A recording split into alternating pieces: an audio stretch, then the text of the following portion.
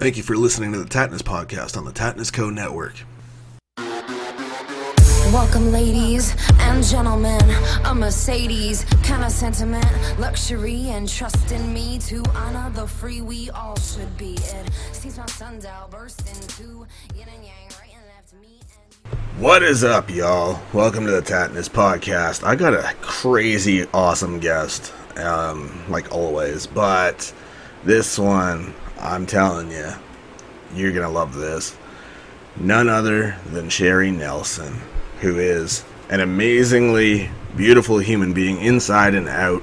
Fellow Canadian, Maxim Magazine model, won that opportunity in a contest because she got picked because, I mean, you watch the video, you'll see why. She's just stunning, man, and such a great human being inside and out. Has one hell of a story, and we just shoot the breeze about a lot of stuff and our views on things, and we get along immediately. And, you know, it was really cool to talk to her, and I think you guys will really dig it, so check it out. How are you? I'm great. You've had a lot of high praise from Ron Russell, so, I mean, like, a lot. Oh, really? Oh, I adore him. He's a great man. You know what? With Ron Russell, you know, the censors, they give you a lot of publicity, so your rating are going to keep going up. My show's already uncensored, so, you know, I tell people I basically read my guests the best I can, or I just let them know in advance. If you prefer something more clean and family-friendly, whatever, I could give you that, no problem. I'm happy to accommodate. I don't offend my guests in any way. If you're into saying whatever you want, then feel free. It's all good. So Ron definitely, he went the latter of the two. And said whatever he wants, and I love him for it. And the praise he gave you, he's like, you just watch yourself, man. You're gonna get her on there, and I'm telling you, you're gonna get in your car and you're gonna drive out west. And yeah, he spoke very highly of you. So I mean, you know. Yeah, no, he's great. I'm so glad that you connected with him. But, you know, your interview, I was listening to it with Kenny Olson, and I had an idea. I hope to go to that event that they're doing in Montreal as well. But I thought you two would be the best to do commentary, you and Kenny, of an MMA fight with your knowledge. And, you know, I could just hear Kenny going, oh, that would hurt. Or you and Kenny doing, the commentary for like a music festival. You know what I mean? The expert. And I just thought, because you two are like, you know, transplanted brothers. It was really great to hear. It's weird. It's funny how that works because, yeah, immediately we just meshed, and it was like immediate. You just knew, you know, there's chemistry or there isn't. And yeah. I've not had a guest yet that I didn't get along with.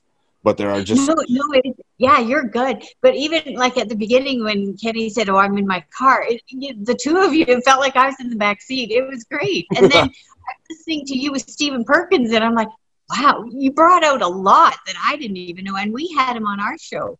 That's crazy. You're natural. I love that you said that because like that's a huge honor to me because I was literally talking to my producer about I feel. That in a way I said, people think all you do is talk, but I feel like if you're a good host, like you're going to get people that are introverted, that they may have amazing stories, but they're not big talkers. And somehow you just draw it out of them. And I was like, you know, to me, that's a sign of a great host. And I said, I will never know because I've never had anybody say to me, oh, that person, just so you know, they're not normally like that. They don't normally talk, but you somehow got them to open up. I've never experienced that yet, so I'll never know if I've accomplished that yet or if I'm, you know, going to accomplish that at any point. I just try to give people a comfortable atmosphere to just say whatever they want. And well, you do. And, you know, in time, you know, you'll probably get asked this, I'm sure, because I often get asked if you could interview anyone, who would it be? Past or present. And I've always thought about Johnny Carson, and you have that ability where you're present, but there's something that they just start talking, and it's a comfortable viewing of, listening of, and they feel comfortable. Like, what was Stephen talking about? He, like, when he talks about, he sees rhythm in everything, and he talked about his brother, and you both, it was really quite lovely, but it was comfortable. It wasn't uncomfortable. And so it's funny how, God acts mysterious ways. He has a path for everyone, and you found yours right now. It's so weird too. Just talking to, oh my God, I've done so many interviews like in a week. Who was it yesterday that Johnny Soho was the one that said, Soho Johnny said, Soho Johnny was like, man, I was an introverted type. I didn't really talk much and whatever as a kid. And I was like, I was that kid. And now the hard thing is getting me to shut the hell up. Like now here I am talking to, these legends in their industry for a living, when at like 5, if I didn't know you could say something to me and I was such a shy kid, I guess, that, I just was not talkative at all. And now I never shut my hole. So, no, it's good. It's great.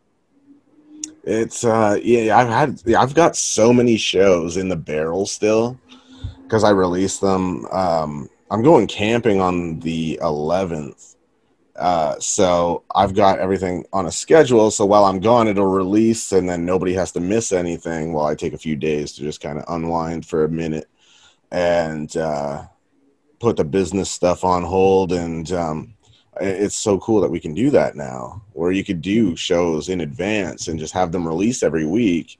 So I got a few really cool ones, like Soho Johnny was on, and I think some of the coolest ones I've had, we just immediately lost track of time or just got really into things, and everybody's been great. I've got no complaints about anybody. And Howard Bloom was somebody that, if you might hear my voice 3 times on that show. And we went 2 hours, and it's just, he's got stories for days. We barely scratched the surface, and he just opened up. Yeah, he's great. Yeah, he's another really good one. But yeah, all those like I sent you a link. I don't know if you saw it about because you had Scott Page on too, along with Kenny and those guys, and they're doing that Burning Man right now. Yeah. So. I'm supposed to be hanging out with them in December if they make it. If the borders open, they're supposed to be going to Quebec, I believe. I want to go to that. But you know what? I was thinking about that. So do they have to come into Canada 2 weeks early, to quarantine? I would think, yeah. I don't know if they even knew that or considered that, or if anybody that's running that has mentioned that in any way. Yeah. Oh, well, more fun for us. Right. So I'm supposed to be going out there. And I remember saying, like, on one of the recent shows, I don't even know if I released it yet, but I made kind of a retraction because I was like, when I was talking to Scott, I believe I said it's like 4 hours away from me. No big deal. I'm like, I don't know what the hell I was thinking. It's like an 11.5-hour drive from me. I'm still going to get there, but, I'll still go. No problem. It's just, what the hell made me think it was like 4 hours away? Because I'm in Nova Scotia. Wait to get there. Right, because I'm in Nova Scotia and originally from Toronto. So it's not quite the same distance. My cat wanted to jump in the show. Toronto, it's closer, than Nova Scotia is to Montreal. So I was like, oh, that's a little bit further, but I'll still be going. It's just, what the hell was I thinking saying it's 4 hours? Because I'm sure listeners that know better are probably like, where are you getting 4 hours from? And those listeners that are like yelling at their phone or their radio, like, that's not true. And It's like, No, the armchair quarterbacks, I know. right. So, you know, I always correct myself on the next show and be like, look, I don't know what I was smoking that day when I thought that it was 4 hours away. No, Geography, I think a lot of them are probably thinking, I want to ride with him. right. You know, like geography's not my strong suit. You had a hell of a career by the sounds of things. I mean, man, you had a cool start and you're Canadian too. So that's awesome. Yeah. I don't get Yeah, to. you and I kind of almost, parallel. Like we go from one thing to an extreme other thing, and you and I, like I've heard you talk, and yeah, we won the lottery with our current position, and who knew, we'd be able to work. A lot of times people begrudge technology, but you and I are witness that this is one benefit. Right, absolutely. And you know, it's funny because you're always going to have people that are going to get salty towards your success. It's going to happen, and you just like, you don't really make anything of it. You don't care. It's like, who cares? Like, don't dwell on that. It's usually a sign. Like, I know somebody that was going through that, and I said, look, man, at the end of the day, nobody envies a loser. So nobody's going to be mad at you for you not being anywhere in life. They're going to be mad at you because you're where they want to be. So don't take it personal. So, but sometimes I'll say things not realizing it kind of stokes the fire a little bit.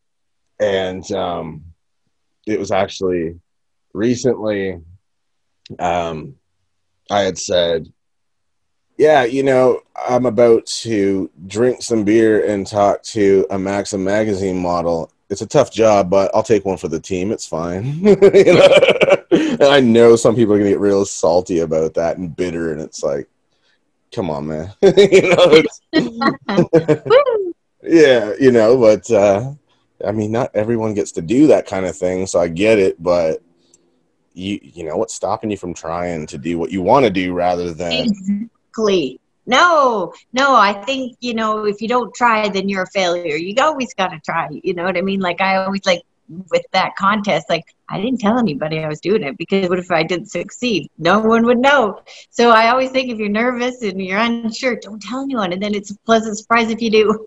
right. And I mean, you did awesome.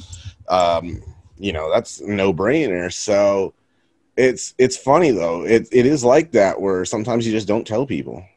Because the best thing to do is not tell people, because then they get in your head with the lack of support. A lot of people are surprised by they think they're going to get all this support from people that are supposed to be their friends and family and what have you, but that's not always the case. That's not usually reality. For whatever reason, for some people, they just think it's a far-fetched goal, or they failed, so they want you to fail where they failed, so they don't feel inferior and things of that nature. But then I see, like you said, to your point, exactly, if you don't try, that's what makes you a failure. Yeah. Because well, and then you need the lows to love the highs. And like you said, if you start telling people before you do it, and what happens if you don't succeed, then that's an even worse of a challenge to explain yourself, and we all have an ego, and you think, God, why did I tell anyone I did this? At the same time, though, I feel like you could be, at the end of the day, the attitude there is, at least I tried. Yeah. And that's what I did, because I thought, oh, God, I'd never win anything like that. And then when I did it, I was no longer selling lumber for my family, and I never would have done it had I still been working at the sawmill. I didn't want this as a distraction, to the job at hand. And so, yeah, I didn't tell anybody. Right. And, if you do, it seems to me that the first people to question why you didn't succeed or to comment that you didn't succeed are the ones that never tried at all. So you're still a step ahead of them, but they want to try to pull you back. And I think a really weird example that I touched on recently with a guest was all this controversy now, and I don't even know why it's controversy, but it seems to be, on social media regarding Joe Rogan's move to be exclusive to Spotify with his show. And you got all these people arguing with each other about whether or not that's smart, or if he sold out and screwed his fans and whatever. And I'm just sitting there and I'm like, why is it that people don't realize if you're broke and not doing what you love, why are you sitting on social media bickering back and forth with a stranger about another man's wealth instead of working on yours? No, exactly. No, yeah, and like you said, like it's Joe Rogan's life. It's kind of, people that on Facebook or anything, they have an opinion. Oh my goodness, everyone attacks it, and I'm thinking, it's your Facebook page, it's your opinion. Just pass by if you don't like it. I don't understand the energy people do to, berate someone for. And again, it's like it's in their house, their page is theirs, and I don't understand people that expend that energy. But back to Joe Rogan and everything, maybe that's just the pent up frustration of not having, the sporting events to watch and things like that. I know they're coming back, but maybe, it's just home confinement is, made people go a little more extreme in opinions. Who knows? Yeah, and it's weird. I mean, I just don't get bickering with strangers over another man's wealth when you don't have any. Your focus should be on you getting where you want to be and those things. I mean, with the life I had, I tell people all the time, there's a documentary now about my life that just came out. And I'm like, dude, if I had the life in the start that I had and I could get here, there's no reason if you applied yourself that you won't make it. It's all about, because I've been asked oftentimes, about, is it harder for you as a woman? And I'm like, oh, no, first of all, it's all about your drive and ambition. Either you got it or you don't. And if I fail, I'm not blaming anyone. I really am not. I'm not that girl. I'm not going to blame a man. I'm just going to, where did I go wrong, and try and redo it, but speaking of your documentary, it does look really good. But I gotta ask you something. If there was a movie about your life, who would play you? Oh my God, that's a good question. And take this as a compliment. As soon as I saw you, I'm like, you look like Donnie Wahlberg. Really? And I really like him on Blue Bloods. He is good. You do, and I think being a Wahlberg is a compliment. Yeah, that's high praise. I was thinking something much worse, but that's high praise. But no, your story has so many dimensions to it, and I thought this has to be put into a movie. Now you've got the great Ron Russell as your ally. Right, and the documentary is really weird because I'm like, there's days where I just don't want to do it anymore. It's like, and I get like, you get a camera in your face all the time, and it's and then talking about my son passing and things like that. And it's like, I don't want to relive this shit. You know what I mean? But you have to, because you owe it to people to show them, like, if I could go through all of this, and there's so much that's not even in the trailer that's just like, holy hell, if you had that start, how the hell did you make it here? It's like, then why can't you? Yeah. And, God bless Canada, God bless the Canadians, but oftentimes I've heard from friends that say, well, it's impossible, we aren't in America. Well, look at you. Look at all of the things that you've accomplished as a Canadian in Canada, and yet you're global. So, out goes that one. And within the internet, that's made the world so much more smaller and more accessible to network and tap into areas we never thought possible 15 years ago even. Yeah, it's really weird when, like, my website is getting views and, traction from Singapore and places I haven't even gone to. It's like, and they care? That's crazy to me. You got some really pretty ladies on there. I know why they care. I mean, well done.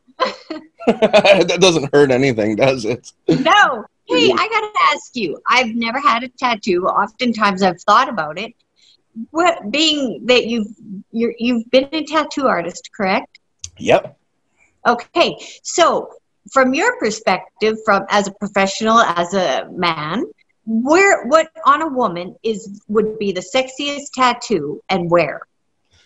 Good question. I love tattoos on women. I think that, like, art like that, I'm such an art guy that it's so beautiful to me.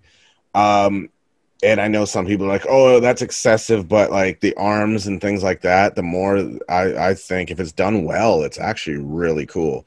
There are certain places to avoid that are very cliche at this point that have garnered unflattering names because, you know, the location, and it's just so tacky at this point. It's become cliche, you know, like the lower back, and it's just like, really, you know. Yeah, within my lower back, but when I'm 60, it's behind my knee. No. You know, and I don't hate it personally. It's just it's people do kind of trash that.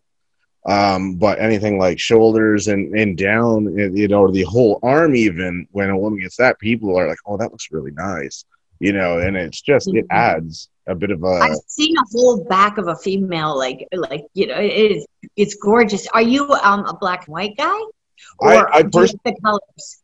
I personally, for myself, I have a lot of black and white. I love it, but I'll throw little pieces of color to make it pop. I find with a lot of color, once it fades, it almost looks fake. And then it's like, oh, that was so gorgeous when it was done. But the sun eventually takes care of that. And then it looks a little bit like blood. Like it kind of blends together, bleeds together. It just kind of looks like it's a smudge of marker, basically. Some hold up very well, but I find the black and white for me, with a little bit of color, just kind of, it stands out. You know, I mean, I got a whole ton. So this one took me 7.5 hours straight to get done. Just one shot. Really? Yeah. So that was fun. I have a huge pain tolerance. So they're like, you know, something's really wrong with you to be able to sit through this. And then my bicep, I got more added. And that was about a 6-hour job, 6.5 hours. So it's a lot of money. Yeah, but so, see, I've never had a tattoo, and I believe I've got a high tolerance pain. But when you're getting a tattoo, do you prefer it, or when you're giving a tattoo? So maybe there's two answers. Do you prefer to not communicate with the person, or as you getting tattooed, do you have it? Is that your time of greatest thought, or do you just doze off? I'm a conversation guy, so like if they're not talkative, it's really weird to me. I find the time goes by if you can just kind of shoot the breeze and like have a good conversation. And I think it, on both sides, it makes the job more fun, because one thing I loved about the job is learning people's stories and, you know, kind of realizing like we all got a story and some of us aren't so different. And when you're getting long, especially like 7.5 hour pieces, you're going to want not like dead silent. You're going to want a conversation because it's going to get real boring, you know? So when you're sitting that long and your ass starts going numb and it's all unpleasant, you know, you're going to want a conversation at least to focus on. So yeah. I think a lot of people, that's a general consensus, is they prefer people that aren't dead silent. I get the focus and all, but I think, you know, people that can really talk while they work, they enjoy it more, and it shows that they're experienced.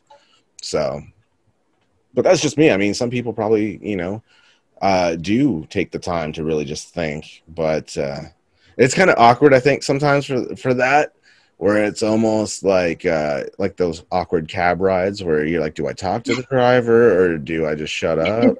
And when they no, I know. Yeah, no, like even I can't get a pedicure. I feel so guilty that someone's doing that. And so like in the cab ride, I feel so guilty someone's driving me. So I had a cab because I feel so bad that I'm being catered to. Right. I don't think I'm good at winning the lottery. And then there's that like confirmation that they are a talker and you're not saying anything. So they just turn the radio on and it's like, oh, now I feel real bad. You almost feel stuck up, like, you know, man, I should have said something. You know, and then if you do, the radio's on now, so now you talk. You know, it's like you can't win. But yeah, I've got so many guests lined up for October too that really? Yeah, like I've got pretty much as possible booked up. I've still got more coming. I'm friends with people from horror movies and things like that, so I've asked them to come on, and they've agreed. I've had Ken Sagos on from Nightmare on Elm Street 3 and 4. I'm trying to get him to come back, but now, you know, I'm going to wait because he just lost his brother, and it's like now's not the time to be asking him for, you know, anything. But I have I CJ. saw you had Sadie Katz on there. She's beautiful. She's awesome. She's such a sweetheart. Like, just one of the coolest people. Like, immediately, again, we just got along perfectly, and it was just like, I support anything she does. And Ron was saying, yeah, man, she is such a wonderful human being, you know. And I'm like, of course, like, you know, we still talk to each other in emails and things once in a while. And she's just super cool and just so sweet. And I love seeing that she's starting to get opportunities more to do cooler stuff that's going to take off more, I think. And Ron says that's definitely the case.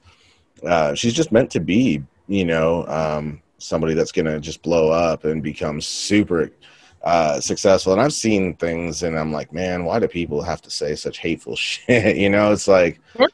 Oh, no, she's beautiful. Because I met her briefly, and she's so, like, she's more beautiful in person, but the camera loves her, and yeah, she is what you see. Well, you know, so, no, she's great. Have you met Sherry Davis? Not yet, but from what I hear, I can expect her on at some point. So, yeah, she's a dynamo. She's doing a movie. I'm not sure what it's about, but I see her with the machine gun and camouflage, so it'll be good. that's awesome. You got something that you're like working on right now, or that you want to do? Well, when the COVID ends, I'm actually going to be in a movie.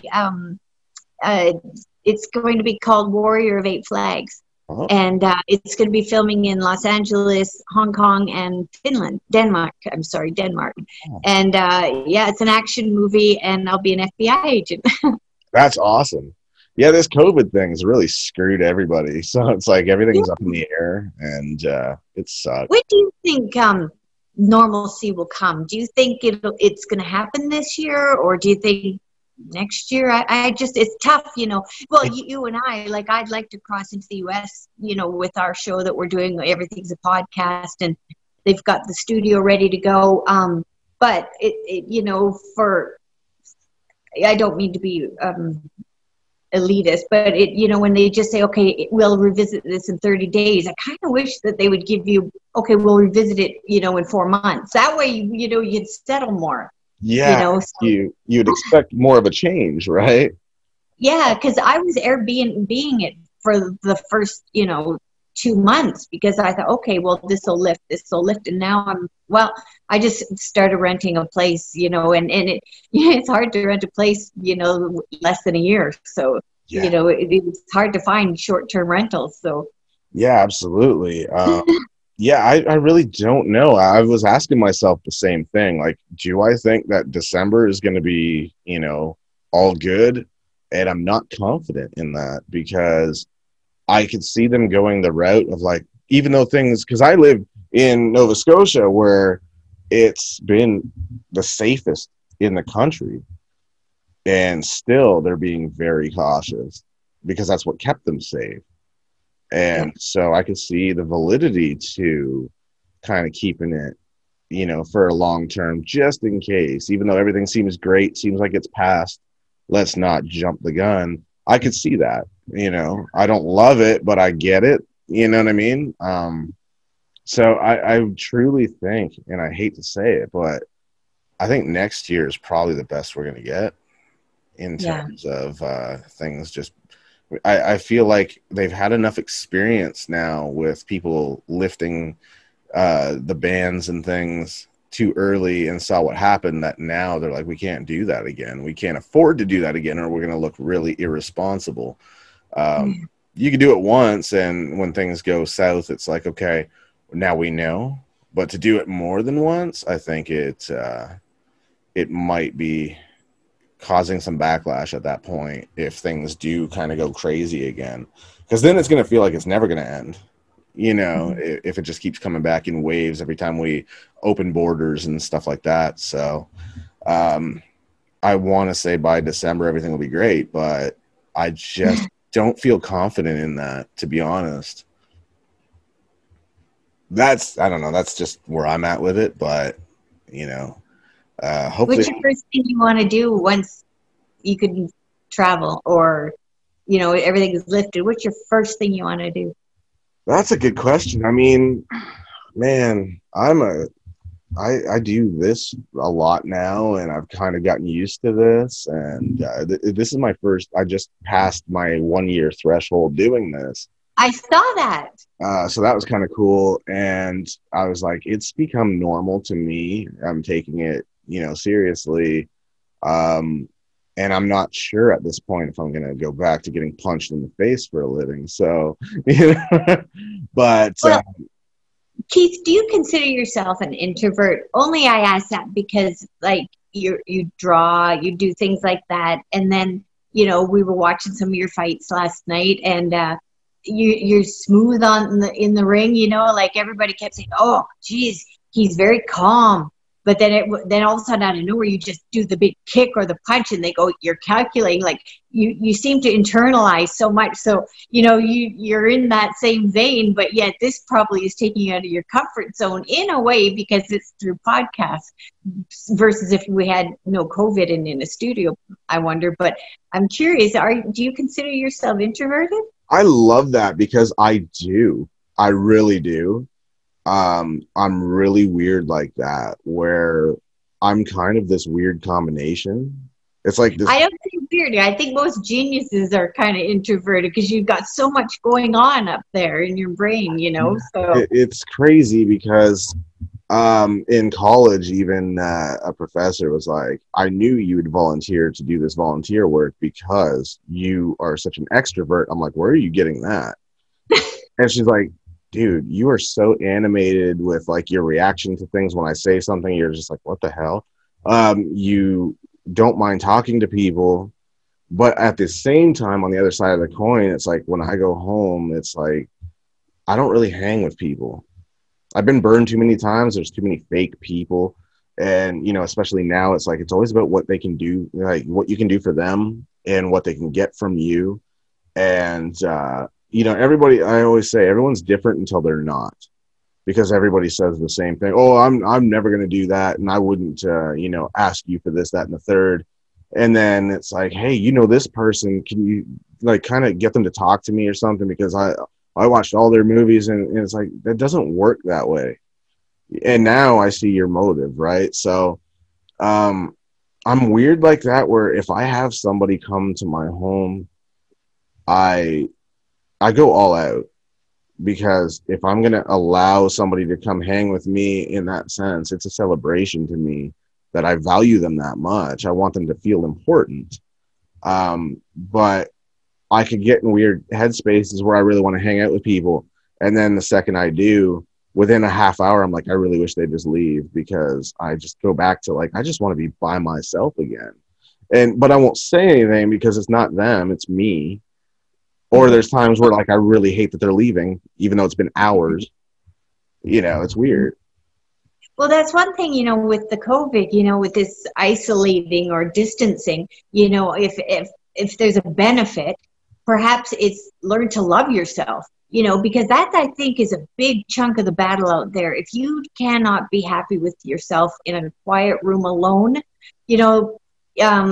that's a struggle, I think. And I'm from a very rural area, and I was always alone. I'd be doing sales, working, then I'd go home, shut the door. But a lot of people, I think, if they can find solace and happiness in their own company, it's a big step towards really becoming successful, I think, in life, because who can you trust more than yourself? Right. And it's so funny that, that's exactly it. When I was talking to Sadie, the first thing that we talked about, as I said, this hasn't affected me at all because this is what I do all the time anyway. And she was like, I hate people like you. I want to go to a bar. And I'm like, yeah, I get that. And trust me, I do like going out and stuff like that. But at the same time, if I'm kind of forced to just be by myself, this is what I do anyway. So it's just another day at the office for me. It doesn't change much. And even with, you can hang with people as long as it's under a certain number. So it's like, I don't hang out with that many people anyway. So, it's like, it's not really affecting me at all. And other people, it's much worse. They're more social. They want to go out to like big crowds of people. And I'm like, like I'll do it and I'll have a great time. I'll have a blast.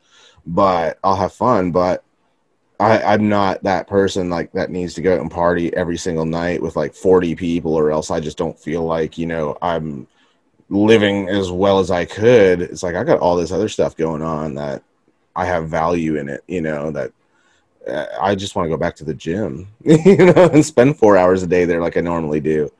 That's what hurt me, is when they closed the gyms. Like, oh no. So with that, because like for me, and I'm, you know, I'm obviously in the wrong path because I don't like that attention. You know what I mean? So, you know, for our shows, I do as much homework because I don't like, it's really hard for me to be interviewed. But for you being in a ring, how would you pump up? Because everyone's watching you. How, you know, did that bother you, or were you so in the zone of the fight that that attention wasn't a distraction? Yeah, I never really noticed that. For me, where the attention gets weird is like outside of the octagon, where, you know, somebody will come up to me and make a big fuss, and I'm like, why? Like, I'm just a human being like you with just kind of a cool job. You know, I'm not better than you. So why are you freaking out that I'm talking to you? It's like, I'm just a dude with a cool job. Like, at the end of the day, I'm a fan too of what, you know, this is. I don't get it, you know? So, and I don't make that fuss about people, no matter who they are. Even if I grew up like watching them in movies, now I'm friends with them, and they don't get that weird vibe from me of like, oh, you're kind of a little much. They're like, oh, you talk to me like a person. Well, yeah, you know, like, it's an honor to know you and things of that nature, or to speak to you, but to get weird about it, just, it's not me, you know. It's just like, at the end of the day, we're all people that just, some of us have cool opportunities and others not so much. And, you know, I'll talk to anybody. And like, I talked to Soho Johnny about this, where I said, man, I've had I did an Ask Me Anything show in season 1, and I had no idea the reach that I had, or who knew of what I do. And I had so many, I couldn't fit all the questions in an hour. I went an hour and a half, and it was still like 50% of the questions.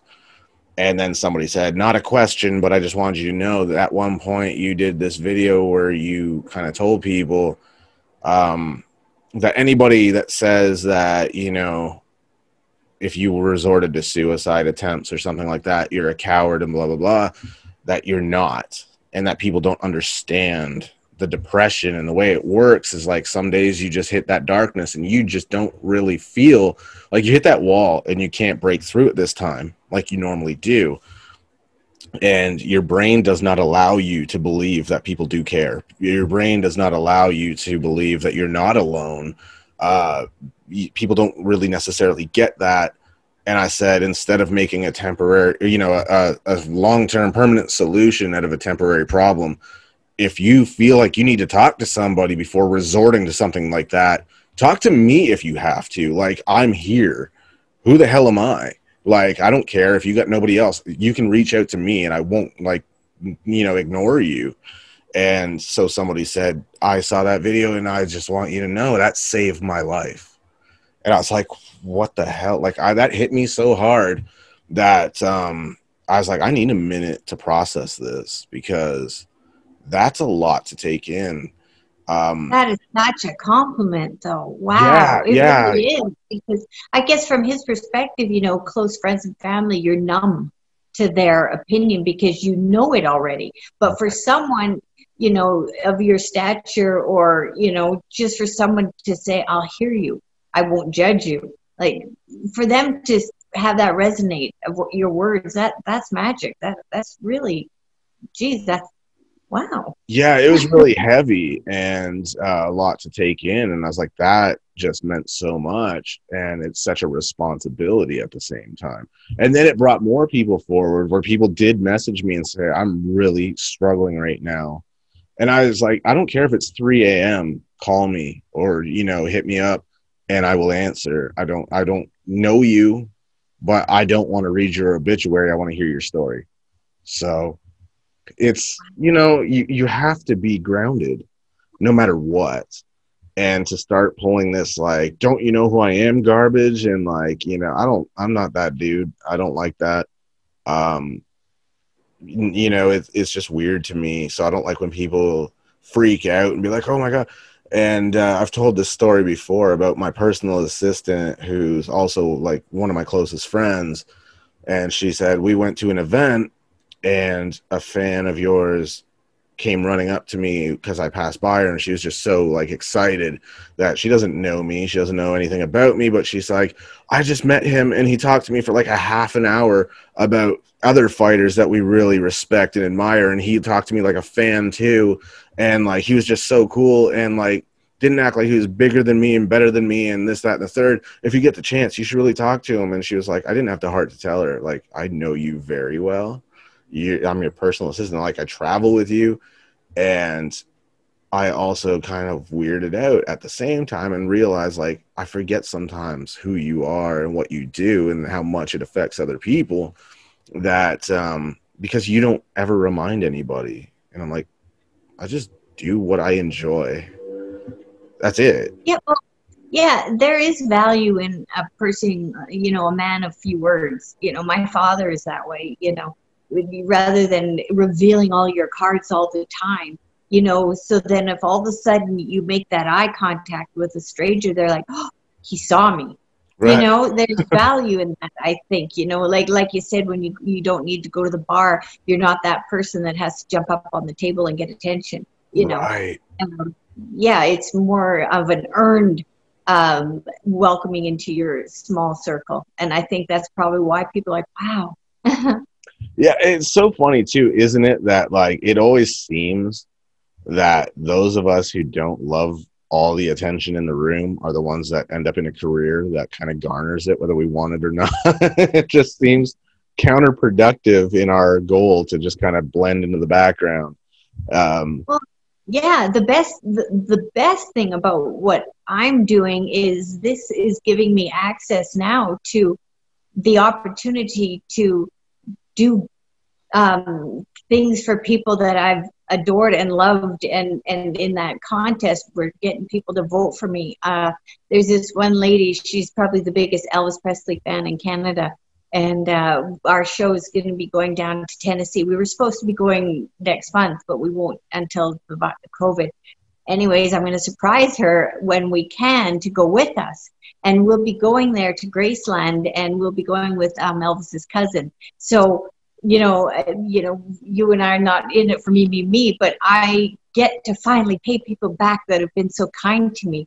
Like one day, if ever I can go to NASCAR, I've got a friend that was also getting people to vote for me, and I want to surprise him with a trip into the pits to his favorite NASCAR driver, you know? So this is why I want to do as much good as I can, because I just want to make people happy, and I want them to know how genuinely appreciative I am, you know. So I just, that's whenever I get told about a show or someone coming on, I just want to do the best that I can so that I will have greater access to give back to these unique small group of people that have helped me.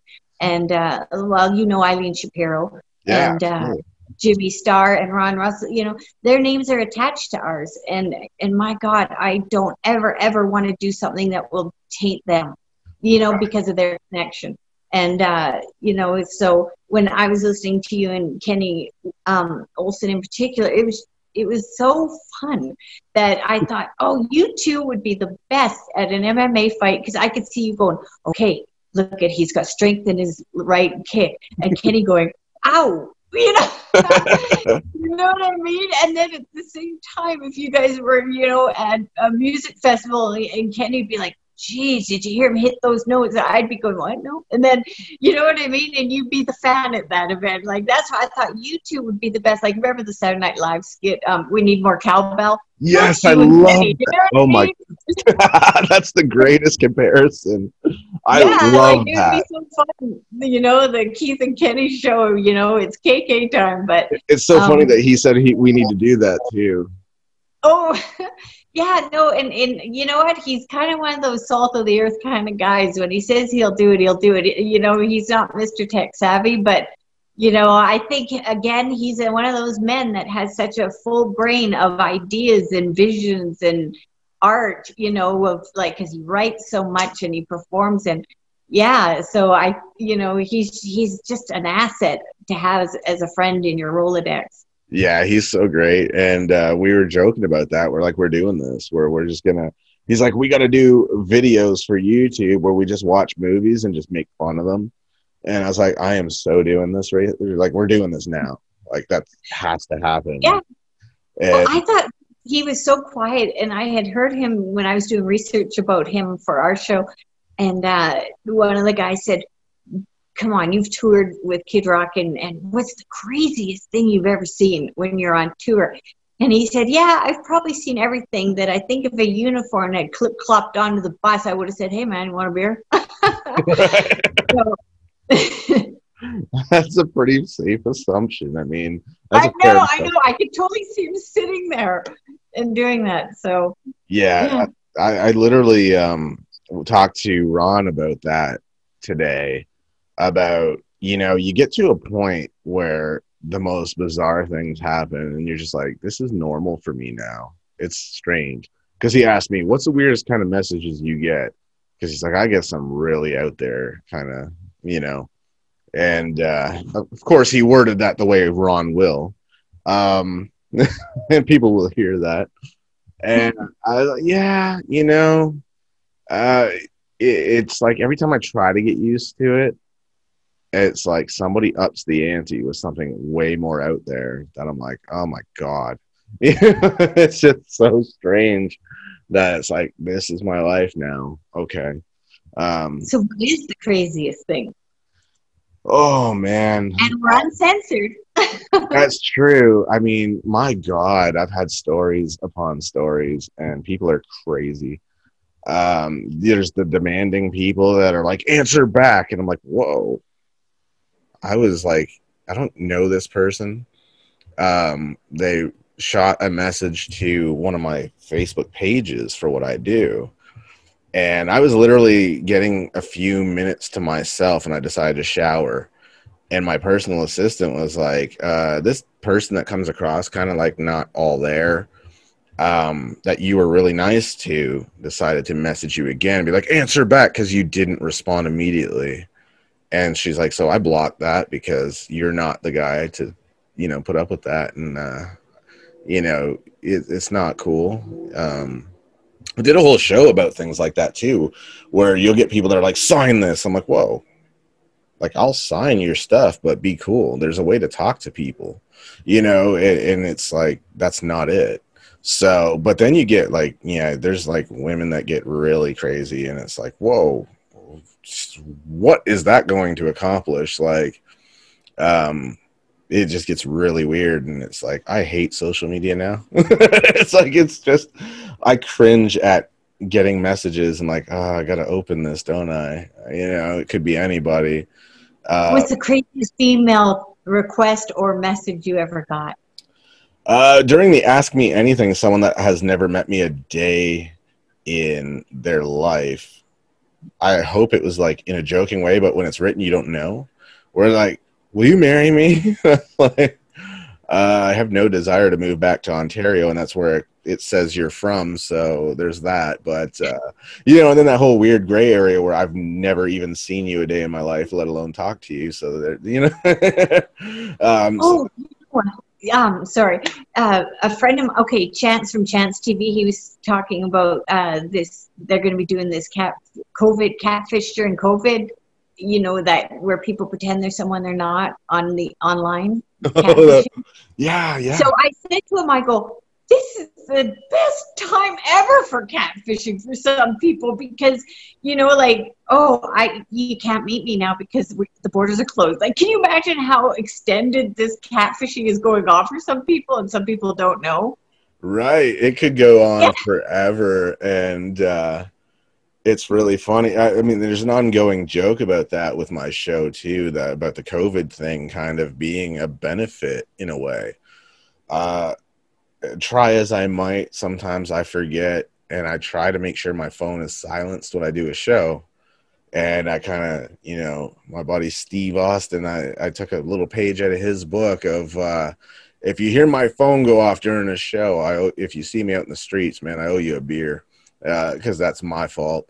And I'm like, man, it's happened a few times now, but with this COVID crap, hopefully by the time all the bans get lifted, people will forget that I owe them something to drink. They won't.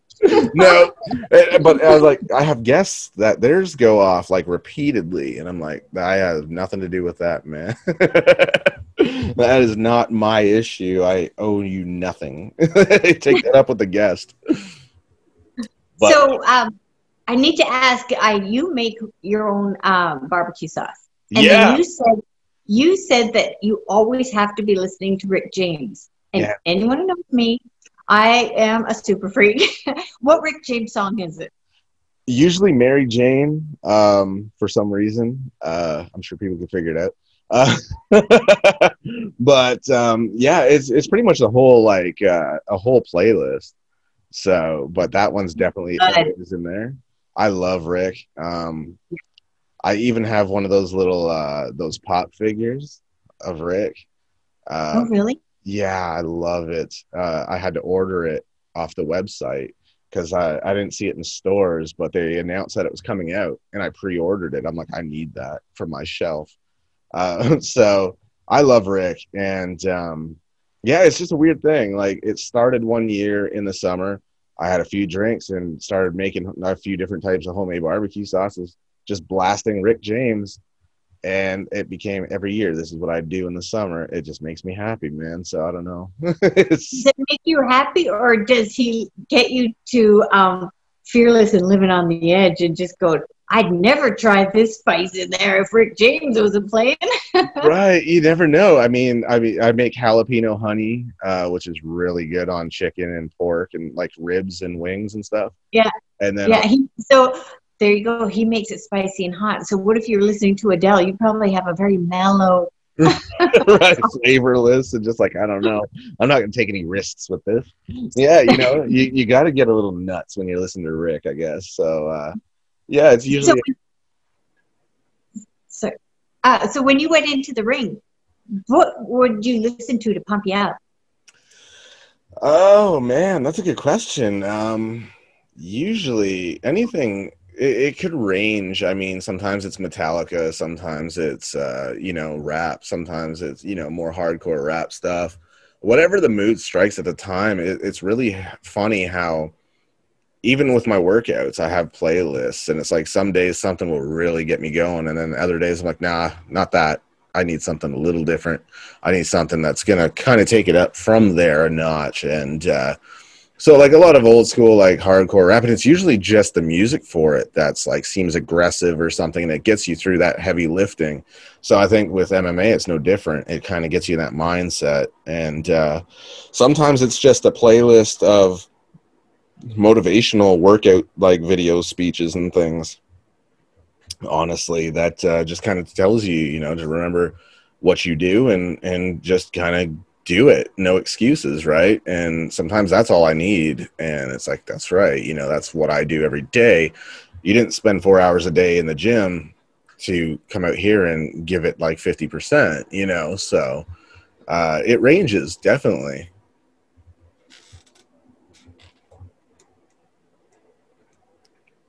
But nothing comes to mind in particular. I mean, off the top of my head, it's such a wide variety, I think, that, it just fluctuates on a day-to-day basis. Kind of like your mood, I think, some days you need very little motivation. Other days, it's like I need something a little more potent to kind of get me going.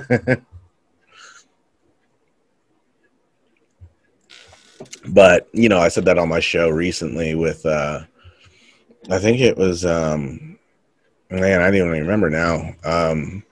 But I had said the biggest thing I hear with people is my motivation is not there. And I'm like, the hell with motivation. Discipline is what gets you through, because anybody can do what you need to do when you're motivated, but discipline will never let you down. That's the long game. Right. Discipline will never let you down because it becomes routine. And I always tell people, strengthen your mind, do something that sucks every day, one thing at least that nobody would volunteer to do, because then your mind is calloused where it's like, you're not telling yourself anymore, I can't do this. You just do it. And then your mind and your body kind of get on the same page. And we talked about the 5-second rule that I had mentioned that people don't seem to realize they have, where, if your alarm clock goes off, if you lay there for 5 seconds and let your brain kick in, your brain is going to give you every reason why you should not do what is uncomfortable, like get out of bed, get ready to do what you need to do for that day, go do your cardio or whatever. If you just react, put your feet on the floor, stand up, shut that alarm off, it's like, now I'm up, so now I might as well get to doing what I need to do. That's one small win to start your day. That becomes the theme of your day, is just small win after small win. And you don't give yourself that 5 seconds for your brain to boot up and give you every excuse. Your brain is wired, like hardwired, to talk you out of anything that's not comfortable, like getting out of your chair and going and do your laundry or whatever the case may be that needs to be done. So people don't realize that, and they wait until their brain gives them every excuse. I'll do it tomorrow. You had a late night last night, so maybe more sleep, and we'll do the cardio thing tomorrow. We'll train tomorrow. We'll do whatever needs to be done tomorrow or later. Later never comes, because the second your brain wins, it now is like, we'll do that in that hour. When you say, I'll do it in an hour, when that hour comes, your brain starts saying, you can do this tomorrow. It'll still be there, but we don't know that we will be. You know what I mean? So I try to tell people, like, make every second count, put in work. And I think people need to understand that putting things off is the fastest way to do nothing at all. That 5-second rules of mate. Like, I used to always have my alarm clock not in the bedroom. It was way in the kitchen.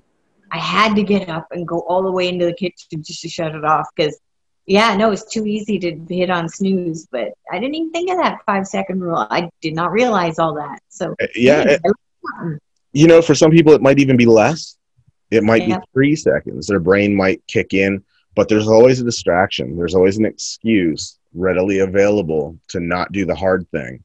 But I'm sure obviously you're successful, so there's so much more rewarding feeling in doing what was hard to do.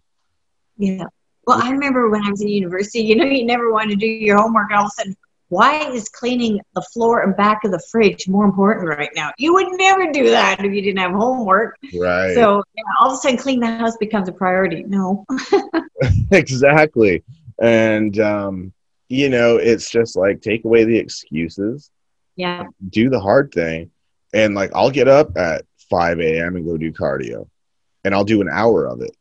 And you know what? I'm sweating to the point where like my gray shirt is dark, and like I feel like I'm super dehydrated, but my blood's flowing and I feel like $1,000,000. I'm like ready to do whatever needs to be done in the day. I'm glad I did it. But first thing in the morning, I used to run really early in the morning. And, it'd be about 5. It depends on the time of year, because it's dark in the morning. But when I would get up at 5 or 5:30 and I would do my run, I felt like no one else was awake. And it was just me and the stars. And like you said, I did a lot of thinking on that run. And then when I was done, geez, that's a massive amount of accomplishment first thing in the morning. And so you're in that groove.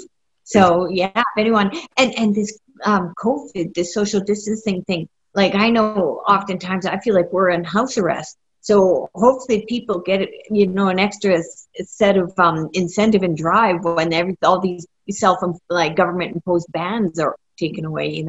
There's a lot of breathing and seeing to do. Absolutely. And I love that, because that's exactly what motivates me, is knowing while everyone else is sleeping, I'm already up and doing what needs to be done, reaching goals while they're still sleeping. And that in itself is a huge motivation, because that's what sets you apart from people that are not where they want to be, that are not where you are.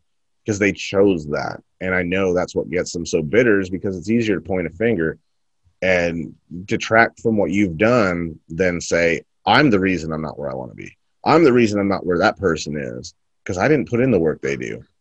People think everything happens overnight, but it's like, you have no idea. Then you watch my documentary and it's like, holy hell, like this did not just come easy. So it kind of makes people realize that acting like because you're just becoming aware of it now doesn't mean it just happened. It's been a process, you know. And I love your show, by the way. I've watched it. I've got Rocky coming on at one point. Oh, do you? Yeah, so I watched that show first in order to kind of see who he is and like get a feel for who I'm dealing with. And the first thing that I found was your show, and I watched the whole thing, and I was like, this is really cool. So then I started getting more. So I love No, actually, Brian was, I'm hoping to ask if when you have time, I know you said you're going on holiday, but Brian would like to have you on our show. And with that, I generally like to do rewards for people. If I could get links to your documentary, I'd love to do that leading up to our interview, you know, to some viewers. But in that interview with Rocky, did you see where my background was? Yeah, I was like, oh, that's so cool. And yeah, it's like, well, I know. I try to distract from myself. And that was a friend's, he restores and old gas pumps. So, so I had that backdrop, and I had been watching Rocky Kramer's music videos. So, glam rock and metal rock and stuff. But yeah, it was kind of a neat setting, that one. But no, Rocky's wonderful. That was such a unique background. I was like, wow, I've not seen anything like that yet on anyone's show. I was like, that's so cool. And I have to commend you for, I would feel with that many people on a show, you guys you have this way of just not cutting into each other's, like, you just know when someone else is going to ask something, and it just seems so perfect that it's like, man, that is tough to do. And I think that speaks volumes for you guys. And yeah, I would love to be on. Absolutely. Oh, great. Yeah, no, Brian, he's wonderful. He knows how to put people together. And well, obviously the girls are lovely. You'd really enjoy Terry Marie and Linda Steele and Jessica and Victoria. Everybody's just, yeah, the show's wonderful. It's great. And no, I think you'd like it. A lot of people, Brian, he likes his movies. He watches quite a few a day. So. Oh, wow. Yeah, I'd love to have you on there. Oh yeah, anytime. Just text me and let me know, and I'll make it happen. It's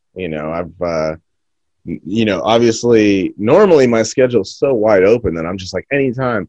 But now it's like, okay, if I'm not doing a guest show, then I can commit to anything. It's just those weird times where it's like, man, I got like 2 in a row, but after that or before that, I'm good. So it's really that easy. I've got nothing else really that's all that important to tend to. No, it'd be great for us to have you on. Yeah, anytime. I'm happy to do it. I've done a lot of, well, not a lot. I mean, lately, I've done some guest spots, but I've been so busy doing guests on my show that it's just been I got this bombardment of guests that I was just like, oh, okay, we're doing this now. So it was like, I'm not going to commit to like other people's shows if they were to ask me, because so many people are just like, when you're like, and I'll do it. They're like, okay, we'll talk. And then you never hear from them again because they get busy. And I understand that completely. So it's, I've done a few recently, but not a whole ton as of late because I've been so busy with mine. So that'd be cool. It'd be nice to be on the other side of this, and yeah, it'll be fun though, for sure. So anytime, just say when, and I think we'll probably do it in October. So I'll message you. Yeah, sounds great. I love October too. So. I got a whole, just about like a month's worth, if not more, for October of guests lined up. And that's going to be cool. And it'll be nice to be able to be on the other side of it, be the guest for once instead of having all the guests. Yeah, it'd be great. That's actually high compliment even being asked. So yeah, for sure. You guys just seem to know what you're doing. You seem like a well-oiled machine, the bunch of you. Really? Oh, Yeah, that's good to know. you Yeah. know, I've seen shows where they have way too many people, and the biggest downfall that they have is it's like 4 or 5 people in a room together talking over each other at the same Yeah. time. So all you hear is like 5 people talking at the same time. You're not really able to discern anything and pick anything out of it. So Well, I know on TV, I've read where, there's people over talking and they say, "Oh no, that's enthusiasm." No, I think that's chaos, and it I is. I don't like that. But I am always worried. Like off of 99.9% of the time, I'm so excited that the guest is there that I worry that I talk too much. So I try to watch people's faces so I'm not jumping in all the time. So I always, hope to level it. But yeah, I get pretty excited when we have people on. Yeah, I mean, yeah, there are shows like that, really, and especially because they're all in the same room, and it's like you're right. It's not an enthusiasm as much as it's chaotic, because to the listener, they can't pick out anybody's point or anything. It's almost like a Jerry Springer kind of situation where it's just a bunch of yelling and like you don't really know what's going on anymore. And Yeah. you guys just got it mastered where it's like everybody just kind of, gets their moment to ask what they want and everyone's respectful of it. And it's like, man, that's the way it should be. But that takes talent, I think. Well, Brian Sebastian, he's the CEO, and yeah, he's up for the show of the year, and he's doing really well. But yeah, he's the anchor, and yeah, he puts on a great show, and yeah, I'm just so happy that he and I met, and that I'm there because I'm a novice. I don't know what I'm doing, so. But no, people seem to like the show. It's great. Well, it's like you, and I think with this COVID and all these podcasts coming out, people want what they want when they want it. And now they can pick and choose, like your show is growing, our show is growing. And so that is, one of the probably unsuspecting benefits to come out of this for people in our position. So, Yeah, I mean, variety is a great thing. People don't get that as big as a show may be, there's people that don't care for it at all. Then there's the people that just want to be different. Like, oh, I'm not going to be one of those people that loves it like everyone else does. So I just now decided I hate it. There's always those weird, like, groups of people. But then there's the ones that, it just doesn't do anything for them. So then to have other shows that might be more their speed, that's cool. I think it's important to have variety for sure in terms of shows or anything really. It doesn't, if somebody doesn't like something, it doesn't necessarily make it bad. It's not for them. And if there's something that is for them, that's great. If there's not something that's for them, create it, because there might be people just like you that they didn't feel they had something that they can relate to, so make something for those people. I think is kind of the way it should be. But easier said than done. I know some people can't afford the equipment and stuff like that, or don't even know where to begin. But I think it's important that we have hit a time where I think people that otherwise didn't really have a voice can now if they want to. And I think a lot of people get discouraged though, because I've had the luxury of people know who I am from what I do. And now it's like, immediately I have listeners. Not everybody has that. So they have to start from the ground up. And when a month goes by and nobody try as they might to promote, I find they promote in the wrong places, like social media groups for other podcasters. It's like you're trying to sell to salespeople. That never works, because they're there to sell their show, not listen to yours. You know what I mean? And so you want to find your audience, and that's not it. Because you may have the greatest show ever, but the person you're trying to pitch it to is trying to pitch theirs. It doesn't work, salespeople aren't trying to buy, they're trying to sell. You know, you got to go find the buyers, and that's not always easy.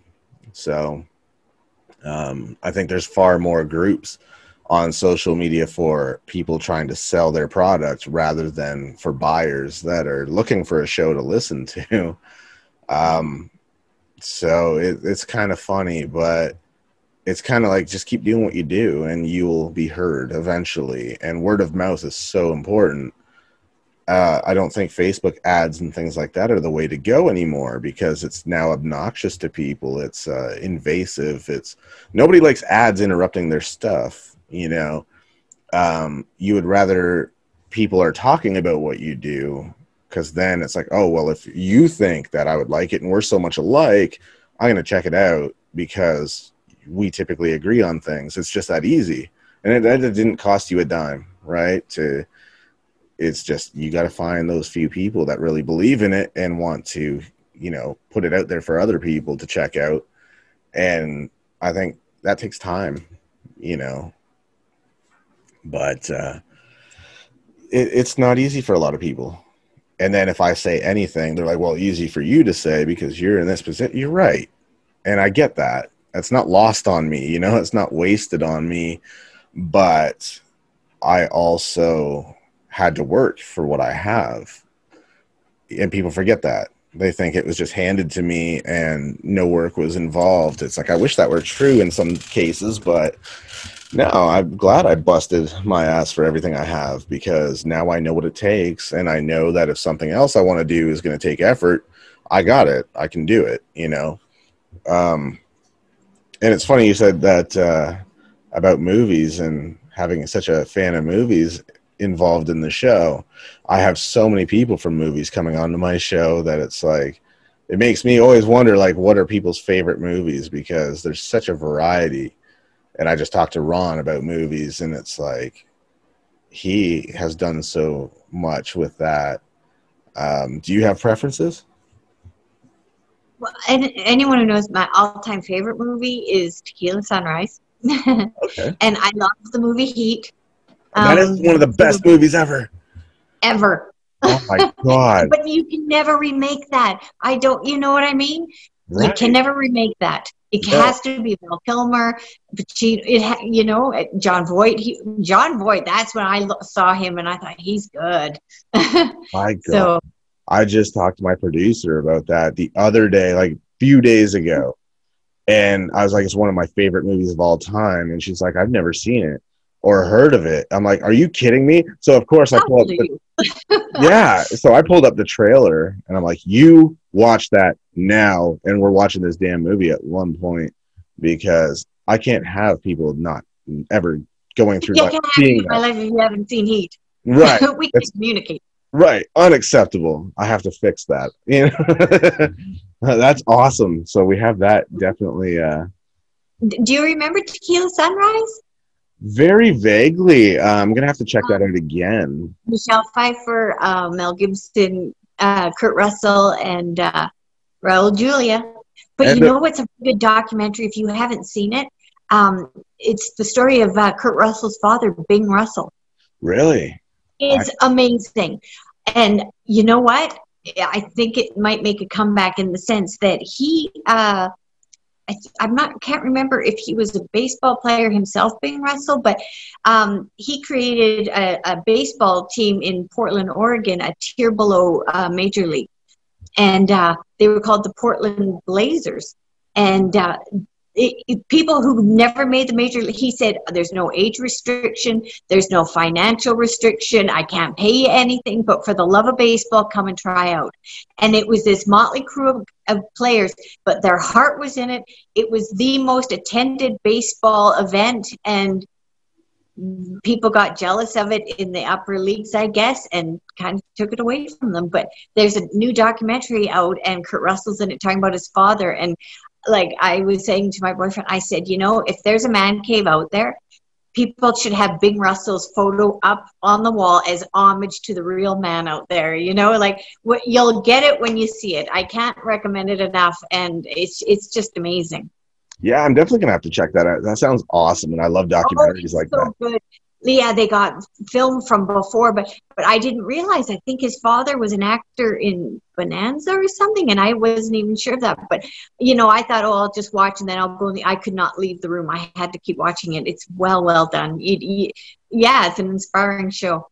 Yeah, I love documentaries like that. I hate doing them apparently because I was going to think. So, how long did it take for yours? Oh my God, too long. It was like I was asked about it like a year in advance, and I was like, I don't know if I want to do it. But you get in a weird headspace of like, who's going to care anyway? So I was like, why bother? No, it's going to be. But then, it took like a long time, like several months really of like full days of doing it. And I was just like, this sucks. But once it was finally done, you could breathe. And it's just like, okay. And before I knew it, I was signing covers that were ordered for it like day one. And I was like, okay, this is worth it then, and I always told people like, because on the website, they could order it signed and they have options between gold or silver signature or whatever. And I said, I don't charge for that. I don't ask for more money to flick my wrist a couple times. It's ridiculous to me. It's so absurd. I just don't get it. It's like, you supported me, then this is the least I could do. And I ended up signing a bunch and I was like, man, it worked out. It was worth doing. And then you get feedback and it's like, oh, that's really cool. I guess it was worth all the, and it's cathartic in so many ways. Like, you just finally get your story out of you so you could actually move past it and, you know what I mean? And finally heal up. And so I think it was so worth doing. It just didn't feel like it at the time because you're in the middle of it. Right. And I think sometimes you got to be on the other side of it to realize just how beneficial it may be. So it worked out really well, and it was worth all the time for sure. But it took several months of like full days and long nights and, the occasional day off where like, I'm just not doing this right now. It's, it's like mentally you have to take that day to yourself and just be like, I am not, going through this right now. And it feels like you just want to quit the whole damn thing. And it's like, you've come too far at this point. Too much is put into it. You can't just scrap it. So, and then you got some good people that try to tell you like, you can't just give up on this now, man. Like, you're doing so much with this, and they kind of talk you down. So thankfully it got done. No, I'm glad it did because I watched your Instagram page and you do very subtle mentions, of your beautiful boy and the mother of your son, and it's heart-wrenching, but it can be a beautiful story. And look how much you touch people just by offering a phone call. Like, this is going to be a very pivotal movie for many, many people. That I'm proud that you're Canadian and that you did it. Oh, that's high praise. Thank you for that. That's crazy. I mean, it's funny, like with social media like that, especially Instagram, I am very subtle in that sense because I got so much going on. It's like, I don't want to do all this social media crap. Like, it feels so like, pay attention to me kind of, and I hate that. So, but it's like, you have to kind of have a presence so people know you're still doing what you do. So there's that weird balance where I try to just kind of make an appearance and, here's what's going on. But I'm not somebody like, there's so many people that pay for numbers and followers and things, to fabricate and get all these like bots that make it look like they have all these followers. And I have no interest in that whatsoever. So, I keep mine just very organic, and I spend so little time on it that I don't get these mad numbers because it's like, people realize like, this isn't really, maintained often, because it's just not what I do. I would rather do what I do. And my show has so many listeners that I never would have imagined that, they would rather that than social media because they don't know who's posting it. Could be me, could be someone else. It's always me, but they don't know that. But they know when I'm sitting here talking that it's me, you know, so they prefer that. And I get that. So, but, yeah, I just don't really upkeep it that much. I think you'll probably notice that, but I do try. I do try. But, you know, I got so much other stuff going on and it's just not my priority. It's too attention seeking sometimes that I just, yeah, it grosses me out and I want to like kind of pull away from it. So it is what it is. I mean, I think people have come to expect that from me. So they don't expect constant daily posts, but when I do post something, it's going to mean something to somebody, maybe. I don't know. Like you said, as long as hopefully I know that you're busy, but as long as you're able to continue doing it yourself rather than hiring someone to manage it, then I think people respect it more and appreciate it more, so. Yeah, I mean, I've had people kind of question that, like even friends of mine that have known me for like 20 plus years that were like, man, I was reluctant to message you because I don't know if your personal assistant's going to answer or, because occasionally they'll post for me saying like he's taking a hiatus from social media just because all the negativity and all the crap. It just burns me out and I just, I don't need it. And it's not like directed at me. It's just reading other people hating at, toward each other and things. I just get so burnt out that I'm just like, I can't do it. It's like soul sucking, people can't have an opinion anymore without being told that they're stupid because, here's why. And it's like, why do you guys do this to each other? It's so stupid. So I just kind of get drained and I pull away from social media for a while. So she'll post letting people know that, I'll get the messages eventually, but I'll be away a while. So then people are like, I don't know if I'm talking to you when I get a response or what. I said, it's always going to be me. Nobody speaks for me in messages. It's always me. I don't let people represent me in a private message. That's always going to be me because I speak for me and nobody else, other people just make announcements if need be. So if it's a private message, it's always going to be me, and people are like, okay, I get it now. And they're fair enough. That's good to know. But that is a concern for people. And to your point, it's no different than if someone's posting for you, it seems disingenuous. And it's like, how do we know that's how you feel? You're not the one that posted it. Why should we comment and support it or anything if it's not even you we're talking to, and I get that. So it seems disingenuous and like disengaged from your fan base. And I don't like that. I try to be as intimate with my fan base as possible and just kind of connect one-on-one and just be that person that they realize, okay, you're down to earth. Like you don't have people that speak for you. You will connect with your fans and show appreciation for the support and you'll talk to them like you're not above them. And I think that's kind of what kept me around so long is that I'm not afraid to do that. And yeah, I'm going to cut off a few people that get a little weird, but that's on them. That's not really on me. But thankfully I've never had, I search the internet if I want. I've had other people look and they're like, man, I've never come across any stories from anybody that said, oh, I met him and he was a dick. It's always the opposite of like, he was really nice to me. He's really cool. And, I always felt like if you have a bad day or you're stressed out or whatever, that's not their problem. That's not their fault. That's not their issue. So don't take it out on them. They're the ones supporting you. And it just seems ungrateful to let that bad day kind of become their issue. Because you lash out at them or you get annoyed or you're a little snippy with people. And it's like, they're just here to support you and they're happy to see you out in public. And, and it still weirds me out. Like there's a story about going to a store and having this guy like filming me with his phone.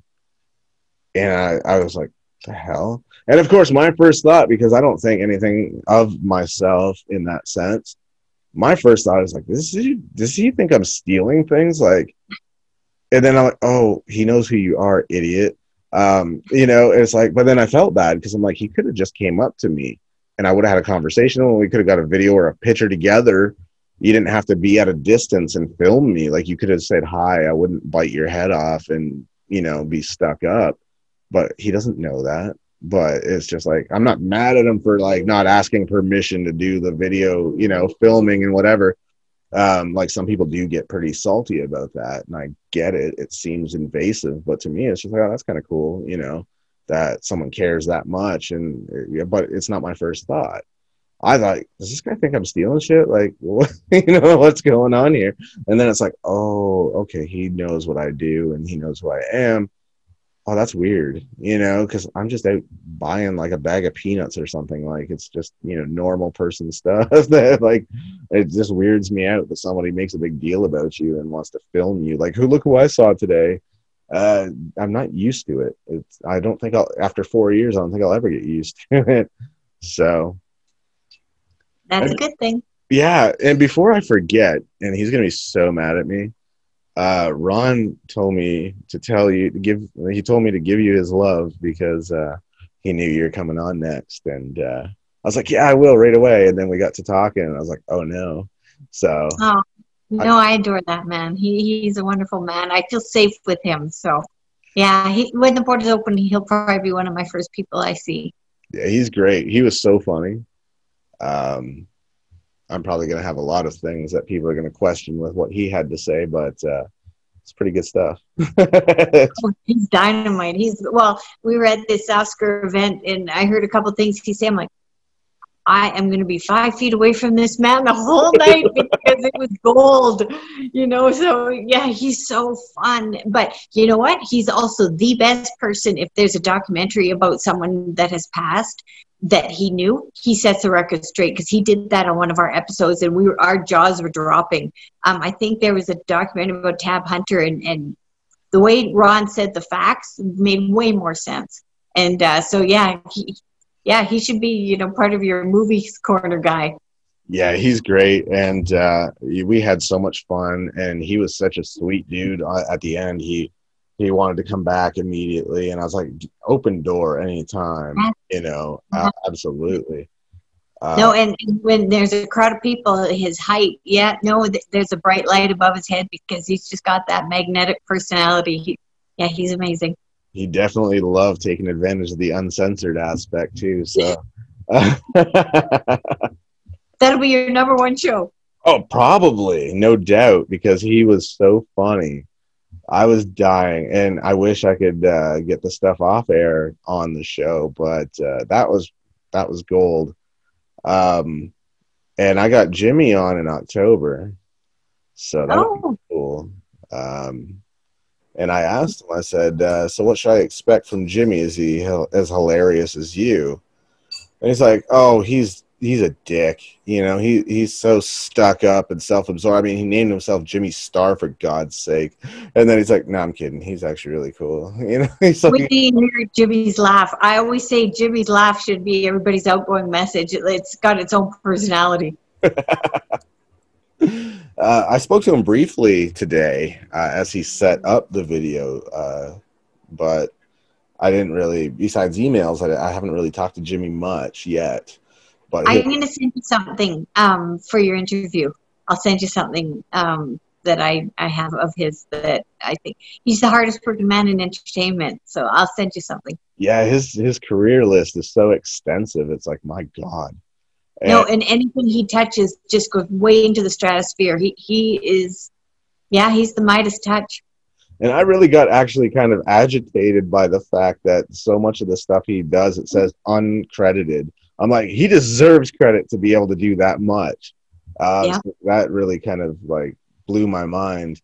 But you know, they both seem like they're going to be probably two of the most hilarious guests. You know, they're the best. You know, together, like we did an interview, and do you remember the Muppets? Remember the couple up in the balcony, the two men? That's them. They're the best. Like, they're so fun. Like Terry on our show that you'll meet. Like, she's really good looking, and we're sitting there, and all of a sudden she sits down, and Ron goes, "Well, who are you, Toots?" And I'm like, "Oh, he had me at Toots." You know, like even Terry, she's like, what? So yeah, they're great together. So do them separate and then put them together and it's magic. Yeah, I do want to get the two of them on at the same time at some point because I think that will be hilarious. The two of them, I mean, Ron was so damn funny. I was laughing so much that I'm like, how am I going to do this show if you don't stop this? Because, you know, but I wonder if they'll make it. See, I really hope to make it. I hope they all make it up to Quebec or Montreal there in December because I do plan to go there and I hope that you'll be there. And of course you got to meet Eileen Shapiro. Yeah, of course. We talked and she was like, we're going to have a blast. I'm like, of course. You know, so yeah, there's so many people apparently going. Bring your barbecue sauce. Yeah, definitely. I will. I get just mason jars and I'll just load them up and great icebreaker. Right? Be like, here, eat this. What would we do, the Canadians? Right. But yeah. So, is there anything you want to plug that you got going on that you want to endorse? No, just I love to plug your show. It's pretty great. And no, movie reviews and more. You see us on YouTube and we're expanding on to some other networks now. So yeah, I hope people tune into our show, you know, as much as they do yours. And again, we look forward to seeing you probably mid-October. That would be great. Yeah, I'm totally happy to be there. Yeah. You know, yeah, I mean, I respect my guest time and I've taken up so much of yours. I feel terrible about it. It was my pleasure. And it was what you said, a conversation among friends. But no, you're one of my goals. I hope to meet you in person and hopefully in, you know, I've never been to Quebec. So yeah, I only passed through it to get here from Ontario when I left Toronto. We got to try some poutine together and see if it's different from here. Right. From different food, right? That is the Let's goal. Let's be Canadian tourists. That's the goal. We have to do that now. Yeah. That's actually a cool idea. Because Yeah, we'll come up with some things for our American friends, you know, the maple syrup, the poutine.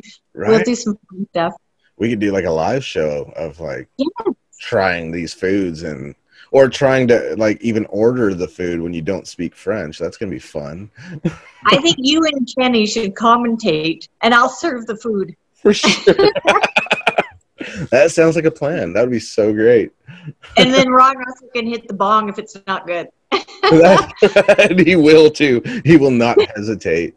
I've learned this already. He will not waste time. We'll be 3 seconds and like, this sucks. Yeah. As Scott Page or Scott Persigan's about to take a bite, you guys do your golfing. Here he goes. No, it'd be a fun night. Because if they're quarantined for 2 weeks, we'll have nothing else to do but that in the hotel. So exactly. So, I mean, it's going to be a blast. And I apologize in advance for anything Kenny and I get involved in because I guarantee that there's going to be some kind of mess. Well, I apologize if I'm not involved. No. Well, there you go. I'd be very disappointed. It's a team effort, you know. Well, thanks so much for your time, man. It's been so much fun, and I don't want to keep you longer because I'm sure you got a lot going on. No, thank you. No, thank you for having me on, and I will be messaging. Yeah. I've got a little bit for you for Jimmy, and we'll be talking a lot in person, or we will be in person before the event. Right. And you got my number. You can text me anytime, and we got to do this again. It was awesome. I'd love to. Awesome. Well, thanks so much. Okay. Have a great rest of the weekend. Thanks. You too. Okay.